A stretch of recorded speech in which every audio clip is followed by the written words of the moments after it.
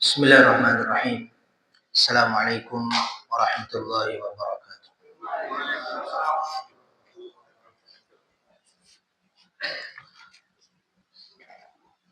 Alhamdulillahirabbil alamin. Alhamdulillahi wa kafa. Wassalatu wassalamu ala nabiyina Mustafa wa ala alihi wa ashabihi ahli sidqi wal wafa. Tibtum mataba mamsyakum wa tabawwa'tum minal jannati manzila. Allahumma anfa'na bima 'allamtana wa 'allimna ma yanfa'una warzuqna 'uluman tanfa'una. Allahumma hdina wahdi bina waj'alna sababan liman ihtada. Allahumma ja'al hadzal 'amal salihan wa liwajhika khalisan wa ba'd. Alhamdulillahirabbil alamin. Kita bersyukur kepada Allah Subhanahu wa taala di malam hari ini setelah sama-sama kita melaksanakan salat subuh. Salat subuh. Maghrib ya?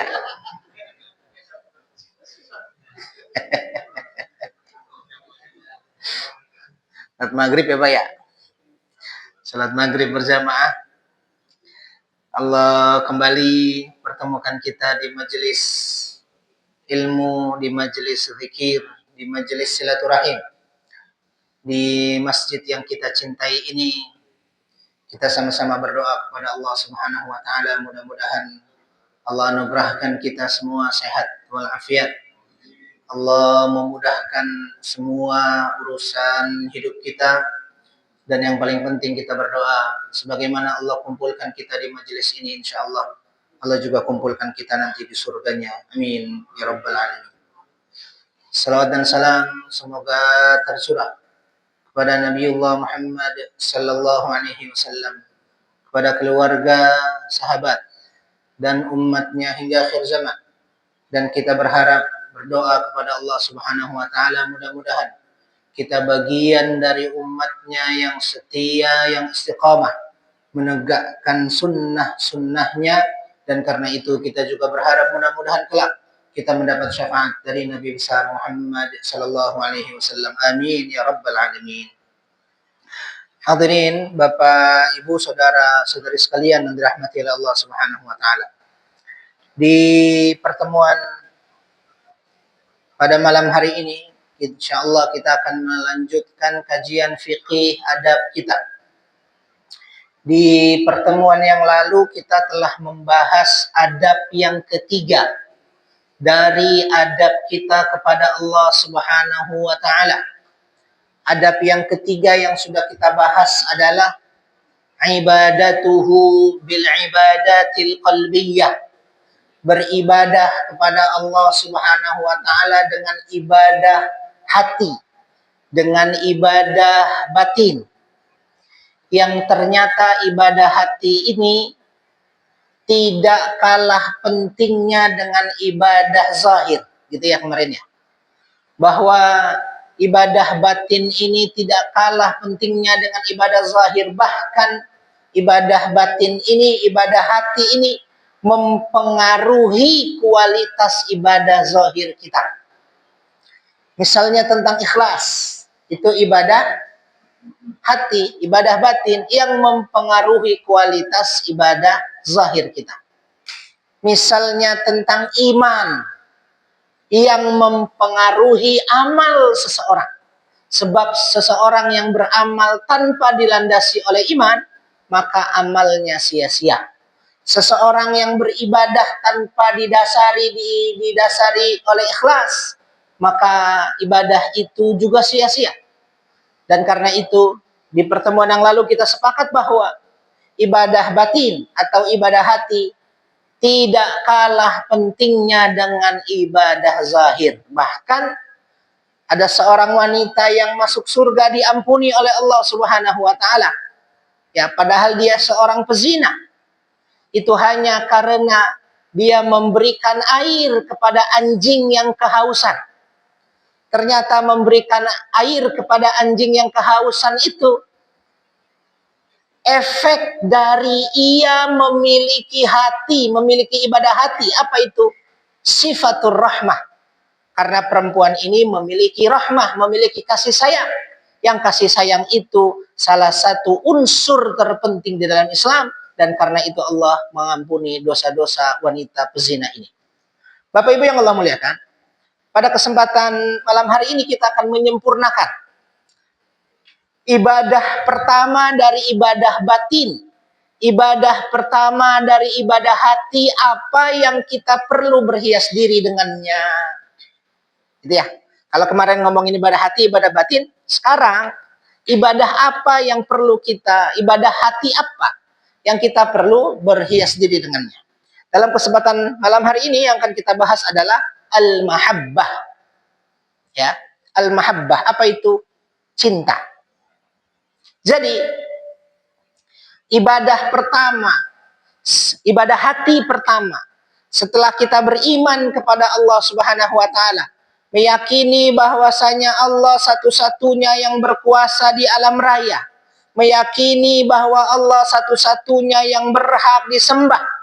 Setelah itu keniscayaan dari iman itu adalah mencintai Allah Subhanahu wa taala. Sebab orang yang mengaku beriman kepada Allah Subhanahu wa taala tanpa mencintai Allah Subhanahu wa taala, maka imannya tidak sempurna.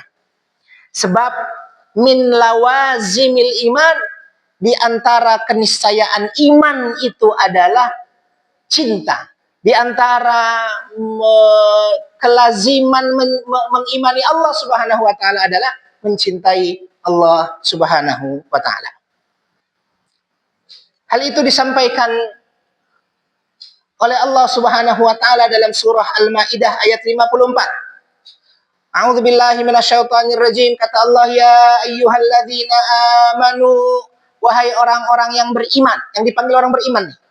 Ya ayyuhalladzina amanu, yang dipanggil orang beriman. Wahai orang-orang yang beriman, man yartadda minkum an dinih, siapa yang murtad dari agamanya, beriman setelah itu murtad. Apa kata Allah? Fasaufa ya'tillahu biqaumin, maka Allah akan mendatangkan kaum yang lain menggantikan orang-orang yang murtad tadi itu. Apa ciri kaum yang lain itu? Yuhibbuhum wa yuhibbunah, yang Allah mencintai mereka dan mereka mencintai Allah. Tuh. Di awal, ya ayyuhalladzina amanu, wahai orang yang beriman. Beriman tuh, berarti iman dikaitkan oleh Allah dengan yuhibbuhum wa yuhibbunah. Allah mencintai mereka dan mereka mencintai Allah. Berarti, siapa yang Allah muliakan? Kaidahnya mengatakan, siapa yang beriman maka dia harus mencinta. Dan siapa yang mencinta maka dia telah menggenapi separuh makna iman. Karena separuh dari makna iman adalah cinta. Dan karena itu Rasul Shallallahu Alaihi Wasallam menyampaikan dalam hadis yang diriwayatkan oleh Imam Abu Hatim. Kata Rasul Shallallahu Alaihi Wasallam, mal imanu illal hubbu wal bughd. Tidak ada iman kecuali di dalamnya illal hubbu wal bughd, kecuali ada cinta tuh, dan hub wal bughd, dan benci. Jadi iman itu keniscayaannya adalah cinta dan benci. Kalau dia beriman kepada Allah, berarti dia harus mencintai Allah Subhanahu wa taala. Kalau dia beriman kepada Allah, berarti dia harus membenci Tuhan-Tuhan yang disembah atau sesuatu yang dianggap Tuhan. Ya, sesuatu yang dianggap Tuhan. Kita harus benci itu kenapa? Karena dia bukan Tuhan. Berhala-berhala itu bukan Tuhan.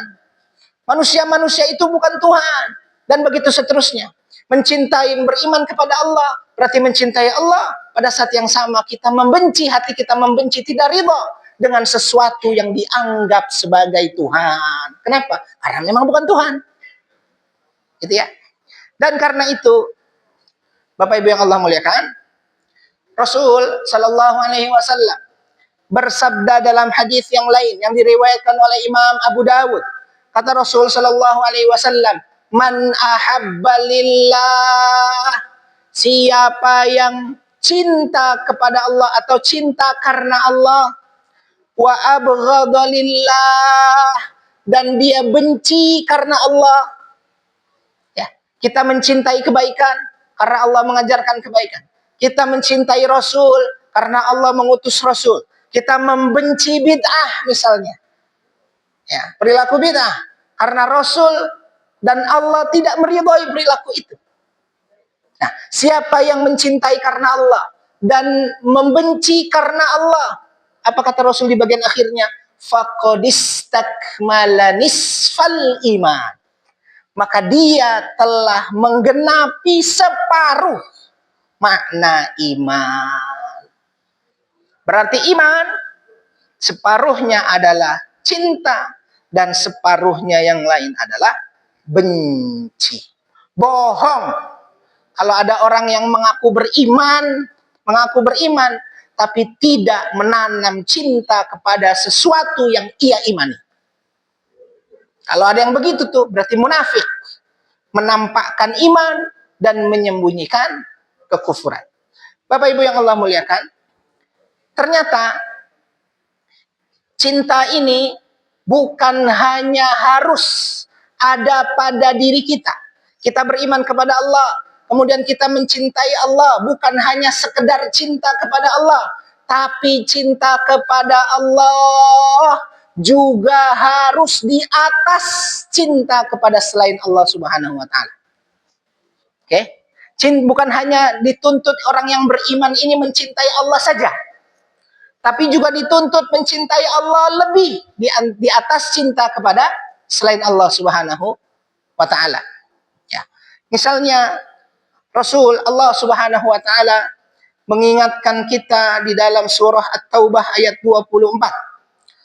A'udzubillahi minasyaitonirrajim, kata Allah, "Qul in kana aba'ukum wa abna'ukum," katakanlah wahai Muhammad, sesungguhnya apabila bapak-bapak kalian, wa abna'ukum dan anak-anak kalian, wa ikhwanukum dan saudara-saudara kalian, wa azwajukum dan pasangan-pasangan kalian, wa ashiratukum dan keluarga kalian, wa amwalun iktaraftumuha dan harta yang kalian cintai, wa tijaratun takhshawna kasadaha dan perniagaan yang kalian khawatirkan kerugiannya, wa masakinu tardawnaha dan rumah-rumah yang kalian sukai. Ada berapa tuh ya? Apabila bapak-bapak kalian, anak-anak kalian, saudara-saudara kalian, istri-istri kalian, keluarga-keluarga kalian, harta-harta kalian, perdagangan kalian, dan masakin rumah kalian. 8. Kalau 8 ini ahabba ilaikum minallahi wa rasuli wa jihadin fi sabili, lebih kalian cintai, kata Allah. 8 tadi tuh. 8 tadi yang kita sebut tuh. Lebih kalian cintai daripada cinta minallahi wa rasuli, daripada cinta kepada Allah dan Rasulnya dan cinta kepada jihad. Apa kata Allah? Fatarabbasu, maka tunggulah hatta ya'tiyallahu bi amri, sampai Allah datangkan hukuman kepada kalian. Artinya, Bapak-bapak yang Allah muliakan, tidak cukup kita mencintai Allah, Tapi keniscayaannya adalah kita harus meletakkan cinta kepada Allah di atas cinta kepada selain Allah Subhanahu wa taala. Kalau misalnya Bapak, waktu subuh datang, anak kita sedang tidur. Kemudian kita membiarkan anak kita tidak dibangunkan atas nama cinta, atas nama sayang kepada anak kita, itu sayang dan cinta yang salah. Dan berarti meletakkan cinta kepadanya, kepada anak kita, di atas cinta kepada Allah Subhanahu wa taala. Dan itu salah. Kalau kita cinta, kalau kita sayang, kalau kita kasihan, bangunin tuh anak itu. Kenapa? Dia punya kewajiban. Sebagaimana kita juga punya kewajiban.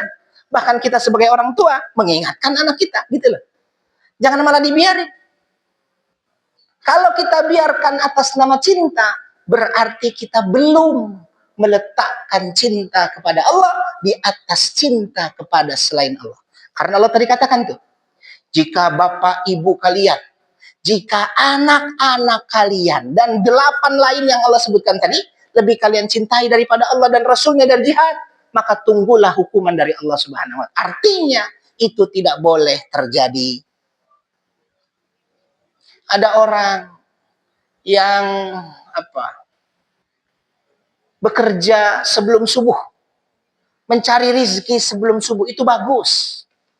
Tapi masuk waktu subuh, dia tidak peduli dengan sholatnya. Dia bablas, dia teruskan perjalanannya, dan sampai waktu subuh hilang, dan begitu seterusnya. Padahal dia sedang mencari rizki, yang rizki itu telah ditetapkan oleh Allah Subhanahu wa taala. Tapi ketika Allah memerintahkan sholat subuh, dia mengabaikannya. Lucu ini. Allah yang menjamin rizki kita, Allah yang ngasih rizki kita, sedangkan kita mencari rizki dengan cara mengabaikan perintah Allah berupa sholat subuh. Berarti tijarah, tadi tijarah itu perdagangan.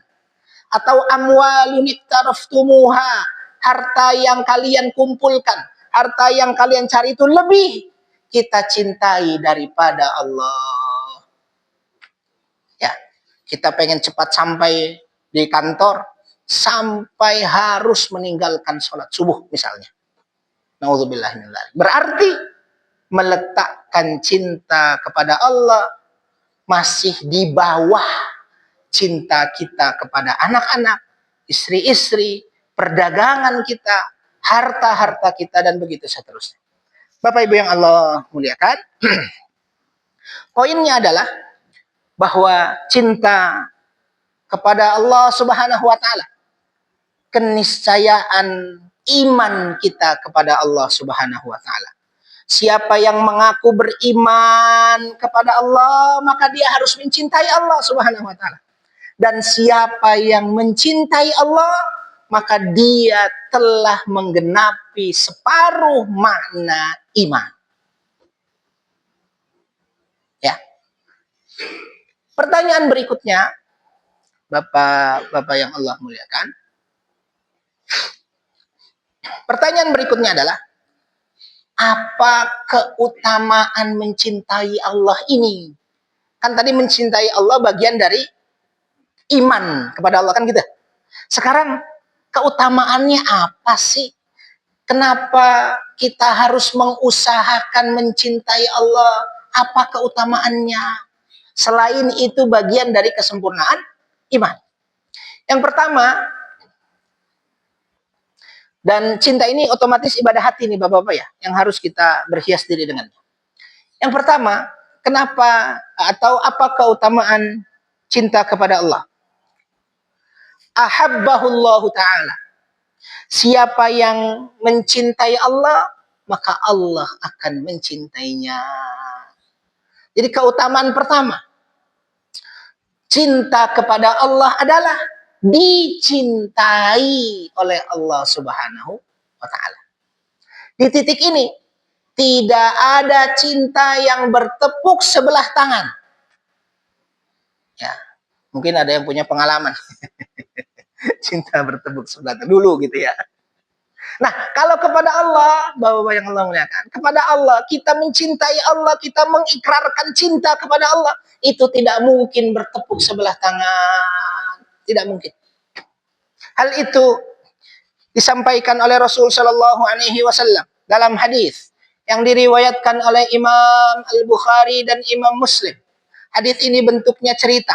Suatu hari diceritakan ada seorang laki-laki yang mengimami jamaah kaum muslimin. Dia menjadi imam. Ya. Wa yakhtumu fi salatihim bi qul huwallahu ahad. Imam ini setiap kali akhir salatnya selalu membaca qul huwallahu ahad, Allahus samad dan sampai akhir. Nanti salat yang lain begitu lagi. Rakaat terakhirnya, salat yang berikutnya rakaat terakhir qul huwallahu ahad lagi. Salat berikutnya rakaat terakhir qul huwallahu ahad. Selalu begitu. Jadi rutin begitu terus tuh. Kalau kita mah seneng ya. Baca qul huwallahu ahad imamnya. Nah, jadi selalu begitu tuh. Rakaat terakhir qul huwallahu ahad. Rakaat terakhir tuh sampai akhirnya falamma raja'u, dan apabila mereka semua sudah kembali, zakaru dzalika li Rasulillah, mereka mendatangi Nabi Muhammad Rasul sallallahu alaihi wasallam, faqalu, mendatangi Nabi Muhammad, menceritakan kepada Nabi Muhammad bahwa si fulan kalau jadi imam rakaat terakhir bacanya kulhu terus Rasul. Nanti sholat yang berikutnya kulhu lagi, sholat berikutnya kulhu lagi, rakaat terakhirnya itu. Nah, yang menariknya Nabi Muhammad tidak langsung menyalahkan. Nabi Muhammad tidak langsung membid'ahkan. Nabi Muhammad tidak langsung memvonis ini boleh, ini nggak boleh, dan begitu seterusnya. Apa kata Nabi Muhammad setelah mendapat cerita? Saluh, kata Nabi Muhammad. Coba kalian tanya imam itu tuh. Li ayyi syai'in yasna'u dzalik. Kenapa dia membaca kulhu di rakaat terakhir terus? Kenapa baca kulhu terus? Jadi disuruh tanya dulu. Nabi Muhammad tidak memvonis, tidak menjawab, malah memerintahkan. Tanya dulu tuh imam. Kenapa dia baca kulhu terus?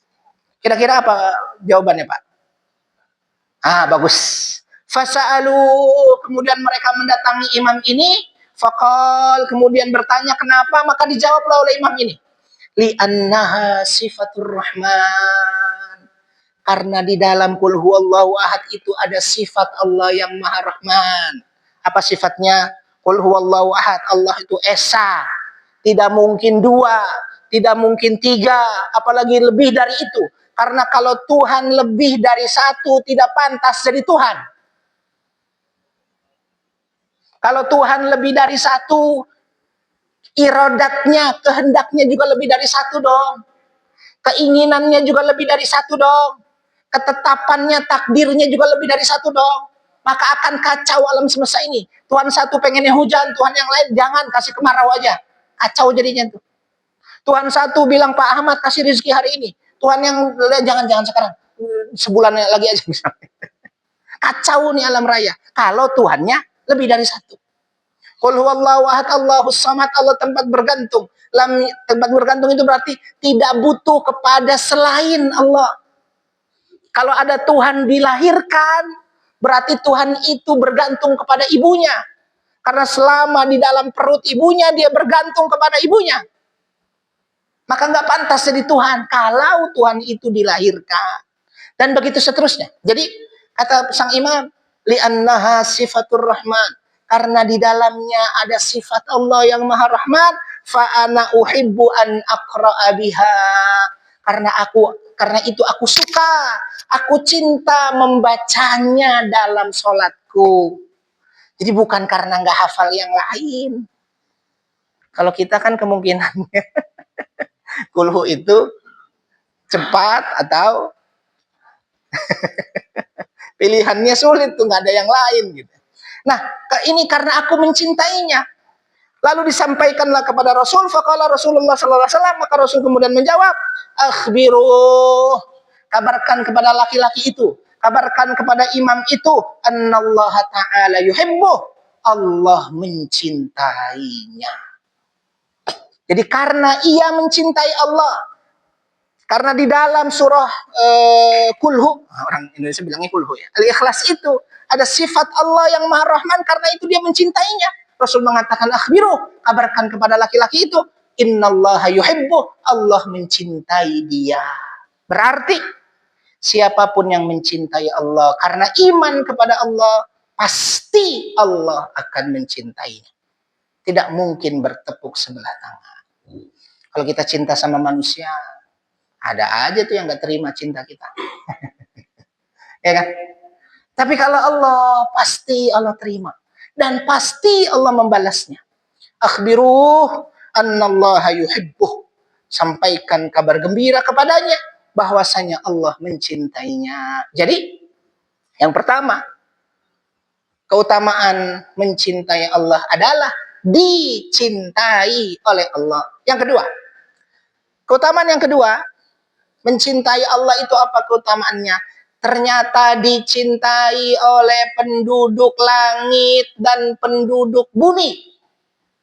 Dicintai oleh penduduk langit dan penduduk bumi. Dari mana kita tahu? Rasul Shallallahu Alaihi Wasallam yang menyampaikan kepada kita dalam riwayat Al-Imam Al-Bukhari dan Imam Muslim. Lagi-lagi hadisnya sahih. Ya, siapa yang mencintai Allah, maka orang ini akan dicintai oleh Allah. Satu tadi, yang kedua ini, maka penduduk langit dan penduduk bumi juga akan mencintainya. Yang dimaksud dengan penduduk langit itu adalah para malaikat. Hadis diriwayatkan oleh Imam Bukhari. Saya bacakan Imam Bukhari dan Muslim. Kata Rasul Shallallahu Alaihi Wasallam, "Idza ahabballahul 'abda," apabila Allah mencintai hamba. Tuh. Apabila Allah mencintai hamba, dalam kurung karena hamba itu mencintai Allah. Sudah? Nada Jibril, Allah akan memanggil malaikat Jibril. Wahai Jibril, datang kemari. Kemudian apa yang dikatakan Allah kepada Jibril? Innallaha yuhibbu fulan. Kata Allah, sesungguhnya Allah mencintai si fulan. Fa'ahbibhu. Maka Jibril, cintailah ia. Dipanggil malaikat Jibril. Kemudian disampaikan Allah mencintai fulan, wahai Jibril, maka cintailah dia, wahai Jibril. Jibril diminta untuk mencintai Allah. Dan Jibril adalah penduduk langit. Setelah itu, fayuhibbuhu Jibril, maka otomatis Jibril juga mencintai laki-laki ini. Fayunadi fi ahlis sama. Kemudian bergantian malaikat Jibril menyeru kepada penduduk langit seluruhnya. Kalau tadi Allah memanggil Jibril, menyampaikan Allah mencintai fulan, maka cintailah ia. Sekarang Jibril memanggil, menyeru penduduk langit seluruhnya, para malaikat seluruhnya, sambil berkata, innallaha yuhibbu fulanan. Sesungguhnya Allah mencintai si fulan, kata malaikat Jibril kepada para malaikat. Fa'ahibbuh, maka cintailah fulan ini oleh kalian, kata malaikat Jibril kepada para malaikat yang lain. Fayuhibbuhu ahlus sama. Kemudian penduduk langit seluruhnya mencintai fulan itu. Jadi penduduk langit seluruhnya mencintai fulan karena fulan mencintai Allah, maka penduduk langit juga mencintai fulan ini. Bahkan summa yudha'u lahul qabulu fil ard. Kemudian laki-laki itu juga dicintai oleh penduduk bumi. Ya. Berarti sekali lagi cinta kepada Allah akan dicintai oleh penduduk langit dan penduduk bumi. Penduduk bumi yang mencintai yang dimaksud oleh para ulama kita ditafsirkan atau disyarahkan, dijelaskan bahwa orang-orang beriman atas izin Allah digerakkan hatinya untuk mencintai fulan itu. Jadi kalau Allah misalnya mencintai Pak Ahmad lagi. Mencintai Pak Ahmad misalnya. Otomatis penduduk langit seluruhnya itu, malaikat itu mencintai Pak Ahmad dan Allah akan gerakkan hati orang-orang yang beriman mencintai Pak Ahmad. Oke? Bapak Ibu yang Allah muliakan. Yang ketiga, apa keutamaan mencintai Allah Subhanahu wa taala? Keutamaan yang ketiga adalah insya Allah bersama Rasul di surga. Yang mencintai Allah insya Allah bersama Rasul di surga. Hal itu disampaikan oleh Rasul Sallallahu Alaihi Wasallam dalam hadis yang sahih. Rasul Shallallahu Alaihi Wasallam suatu hari didatangi oleh seorang laki-laki. Kemudian laki-laki itu berkata, hadits ini diriwayatkan oleh Imam At-Tirmidzi. Laki-laki ini bertanya kepada Rasul, matas sa'ah, wahai Rasul, kira-kira hari kiamat itu kapan? Matas sa'ah, kapan hari kiamat?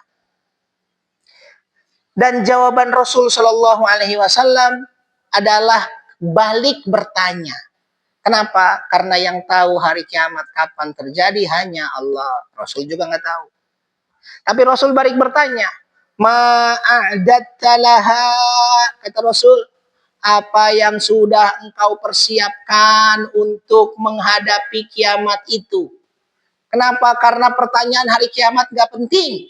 Ada pertanyaan lain yang jauh lebih penting. Apa yang sudah kau persiapkan untuk menghadapi hari kiamat itu? Itu yang jauh lebih penting. Bukan kapannya. Sebab hanya Allah yang tahu.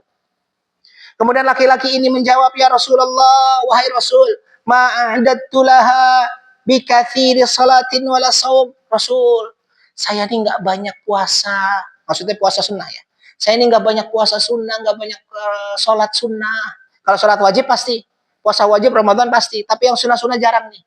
Saya nggak banyak sholat sunnah, saya nggak banyak sholat, nggak banyak puasa wahai Rasul. Illa, tapi aku anni uhibbullah wa rasulah. Tapi aku mencintai Allah dan Rasul. Aku nggak banyak puasa sunnah, aku nggak banyak sholat sunnah. Tapi aku mencintai Allah, kata laki-laki ini, dan Rasulnya. Apa jawaban Rasul? Al-mar'u ma'aman ahab. Seseorang itu nanti di surga bersama dengan yang ia cintai. Jadi, kalau kita ingin bersama Rasul Sallallahu Alaihi Wasallam di surga nanti, bukan hanya masuk surga nih, di surga bersama Rasul, bertetangga dengan Rasul, syarat utamanya adalah mencintai Allah dan mencintai Rasul, dan meletakkan cinta Allah dan cinta Rasul di atas cinta kepada selain keduanya. Hadirin, Bapak, Ibu, saudara-saudari sekalian yang dirahmati Allah Subhanahu wa taala. Masih kuat nih? Nah, itu tentang keutamaan mencintai Allah Ta'ala. Jadi satu, mencintai Allah Ta'ala itu pasti dicintai oleh Allah. Yang kedua, dicintai oleh penduduk langit dan penduduk bumi. Dan yang ketiga adalah bersama Rasulullah Sallallahu Alaihi Wasallam di surga. Maka tidak ada pilihan lain bagi kita kecuali mencintai Allah, karena kita beriman kepada Allah sebagai Tuhan satu-satunya. Hadirin, Bapak Ibu yang Allah muliakan, pertanyaan berikutnya. Kalau begitu, bagaimana cara memperoleh atau bagaimana cara mengusahakan cinta kepada Allah? Saya pengen dong cinta kepada Allah supaya Allah mencintai saya. Saya pengen dong cinta kepada Allah supaya saya dicintai penduduk langit dan penduduk bumi. Saya pengen dong cinta kepada Allah supaya masuk surga bersama Rasul, bertetangga dengan Rasul. Bagaimana caranya? Ya, jadi bagaimana cara ya menanam cinta kepada Allah dan mempertahankannya. Oke? Menanam cinta dan mempertahankannya bagaimana? Yang pertama yang disebut oleh para ulama kita adalah mentadaburi nama dan sifat Allah. Jadi yang pertama yang harus kita lakukan untuk dapat mencintai Allah atau menanam rasa cinta kepada Allah, atau bahkan kita sudah mencintai Allah tapi ingin mempertahankannya sampai mati, apa yang harus kita lakukan? Mentadaburi nama dan sifat Allah. Kata Allah Subhanahu wa taala di dalam surah Fatir ayat 28. Ayat ini sering kita dengar. A'udzubillahi minasyaitonirrajim. Kata Allah, innama yakhshallah Sungguh yang takut kepada Allah min ibadihil ulama. Sungguh yang takut kepada Allah dari hamba-hambanya adalah orang yang berilmu, ulama. Yang berilmu yang dimaksud apa? Yang ngerti, yang tahu, yang mengenal Allah Subhanahu wa taala. Caranya bagaimana? Mengenal Allah itu caranya bagaimana?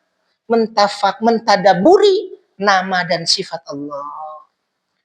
Ya, kayak tadi itu gampang saja. Qul huwallahu ahad. Kita sadar betul, kita tadaburi benar-benar Allah itu ahad. Allah itu esa. Allah itu satu. Tidak mungkin dua, apalagi lebih dari itu. Tidak mungkin. Seandainya lebih dari itu, maka tidak layak menjadi Allah, tidak layak menjadi Tuhan. Siapapun itu. Tapi Allah mengikrarkan dirinya, Allahu ahad. Nah, itu tuh. Nama dan sifat Allah tuh ahad. Allahus samad misalnya. Allah tempat bergantung. Satu-satunya tempat meminta. Satu-satunya tempat bergantung. Satu-satunya yang di pohon. Tempat memohon. Ya. Satu-satunya. Dan karena itu tidak mungkin Allah Subhanahu wa taala bergantung kepada selain dirinya. Tidak mungkin Allah Subhanahu wa taala butuh kepada selain dirinya. Dan karena itu lam yalid wa lam yulad. Allah tidak beranak dan Allah tidak diperanakkan. Allah tidak beranak itu berarti Allah tidak terbagi kepada selain dirinya. Kan anak kita itu kan bagian dari diri kita kan. Sebagian sifat anak kita itu dari diri kita. Sebagiannya lagi dari istri kita kan gitu. Jadi Allah itu kalau Allah beranak berarti Allah membagi dirinya dan itu nggak layak sebagai Tuhan. Walam yulad, lebih tidak layak lagi kalau Tuhan itu diperanakan, punya orang tua. Berarti bergantung kepada selain dirinya. Dan itu tidak mungkin. Ya. Makanya dengan jelas Allah Subhanahu wa taala dalam Al-Qur'an mengatakan, siapa yang mengatakan innallaha tsalitsu tsalatsa, kalau yang mengatakan Allah itu salah satu Tuhan dari 3 Tuhan, Tuhan Ayah, Tuhan Bapa, Tuhan Anak, dan Roh Kudus misalnya, faqad kafar, maka sungguh dia telah kafir. Maka dalam ayat yang lain, hampir takadus sama langit hampir roboh gara-gara ada yang mengatakan Tuhan itu lebih dari satu. Saking tidak mungkin Allah lebih dari satu. Jadi poinnya, Bapak Ibu yang Allah muliakan, semakin kita mengenal, semakin kita mentadaburi nama dan sifat Allah, semakin kita mengenal Allah. Semakin mengenal Allah, semakin kita menanam cinta kepada Allah Subhanahu wa taala, dan itu bagian dari kesempurnaan iman kita. Yang kedua, yang dapat kita lakukan untuk menanam cinta dan mempertahankannya adalah, kalau tadi mentadaburi nama dan sifat Allah, yang kedua adalah mentafakuri. Iya, azan dulu.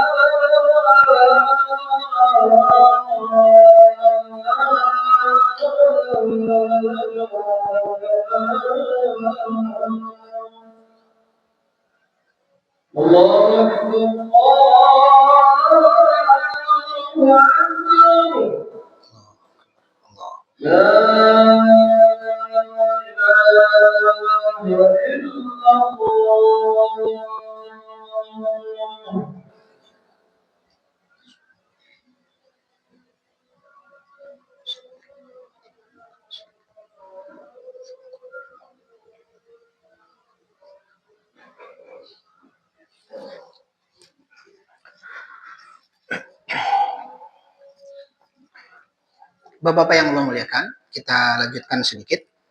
Ada 3 cara kita menanam rasa cinta kepada Allah Subhanahu wa taala dan mempertahankannya. Yang pertama adalah mentadaburi nama dan sifat Allah yang sudah kita bahas tadi, dan yang kedua adalah mentafakuri ciptaan Allah di alam semesta. Ya. Jadi selain mentadaburi nama dan sifat Allah, yang kedua adalah mentafakuri ciptaan Allah di alam semesta. Bahwasanya Allah Subhanahu wa taala, bahwasanya alam semesta ini tercipta dengan begitu harmoni, dengan begitu teratur, dengan begitu indah. Pasti yang menciptakannya jauh lebih teratur, jauh lebih besar, jauh lebih dahsyat. Dan dia adalah Allah Subhanahu wa taala. Jadi semakin kita mau mentafakuri apa yang ada di alam raya ini, semakin kita mengaitkannya dengan kekuasaan Allah Subhanahu wa taala, semakin rasa cinta kita ada pada Allah Subhanahu wa taala. Jadi poinnya adalah mengenal Allah dengan mentadaburi nama dan sifat, dan mengenal Allah dengan tafakur alam raya yang sudah Allah ciptakan. Kita percepat. Yang terakhir, yang ketiga, selain mentadaburi nama dan sifat Allah dan mentafakuri ciptaan Allah di alam semesta, yang ketiga adalah memperbanyak ketaatan dan ketundukan kepada Allah, terutama tiga. Memperbanyak ketaatan dan ketundukan kepada Allah, terutama tiga. Yang pertama adalah tilawatul Quran ma'at tadabbur. Ya. Membaca Quran dengan mentadaburinya. Semakin kita banyak mentadaburi firman Allah, semakin kita kenal Allah Subhanahu wa taala. Tadaburnya itu tuh yang mahal tuh. Ya.